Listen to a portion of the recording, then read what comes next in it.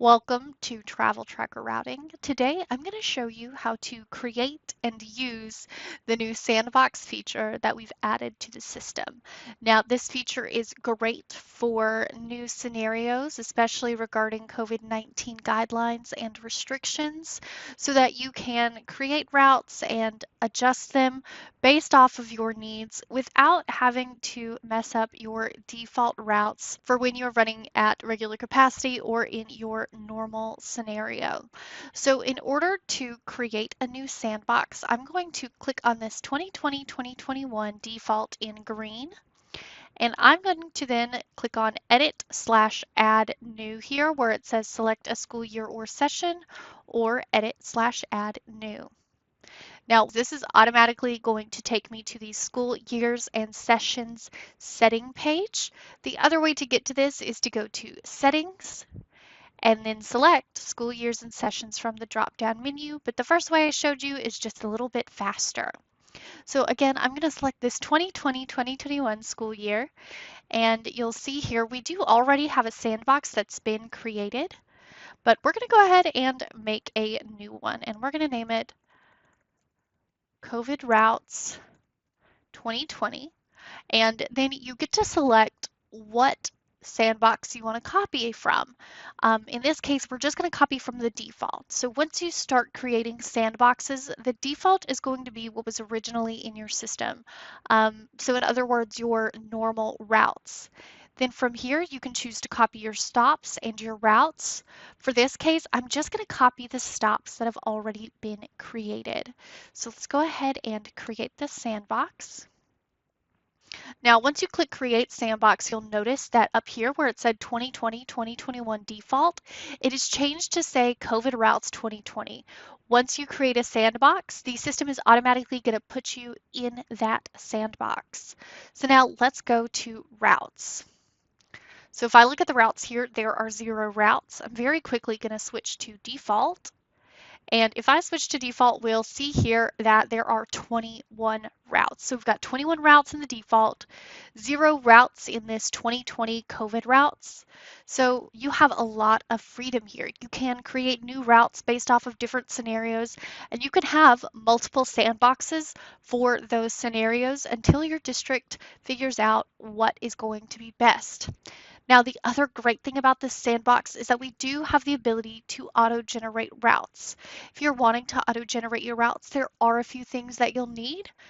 You'll need to know who you're routing, what days you're routing them on. That rider marker is going to be so important for this. And then you're also going to want to make sure that you have a depot in the system. It can be different depots for different routes, and it's something that you can change later. But in order to auto-generate, the system does need that. So let's take a look at how that would work. So I'm on the Routes tab in that COVID Routes sandbox, and I'm going to go to Operations and Auto-Generate Routes. So our max time on board is 120 minutes. That might be a little excessive. Let's set it for 60. 1 hour should be good. Now here we can have it go by region or by sector. That will change how the routes are built. And so this right here, so the route time is set to go from 6 a.m. to 7 a.m. for tier 1. You can set multiple tiers on this. We're going to set the bus capacity to 15, and then we're going to select a group of students. So let's select Sunshine Unrouted.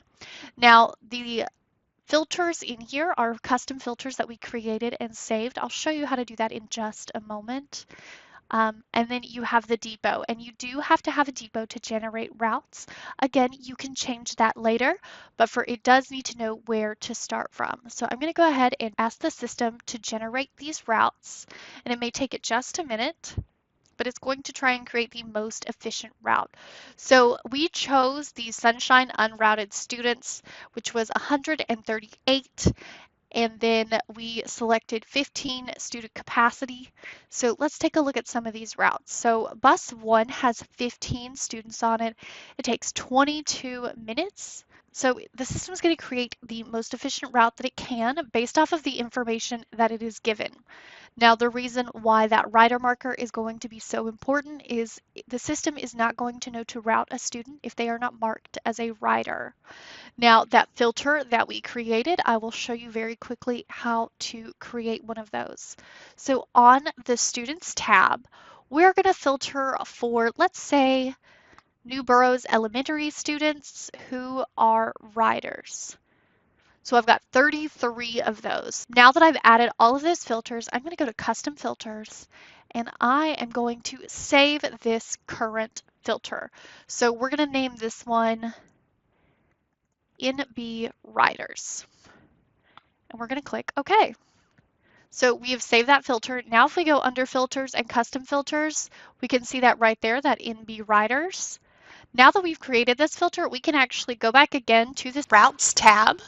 And if we want to generate routes for those students instead, we can delete all of these routes that we created for the Sunshine Elementary students.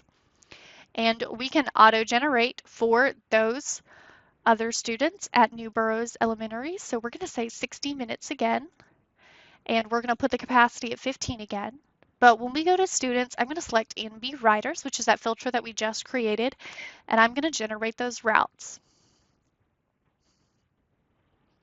And we can see here it did 10 routes. I'm going to look at that. And so if we look here, 15 students, it only takes it 24 minutes.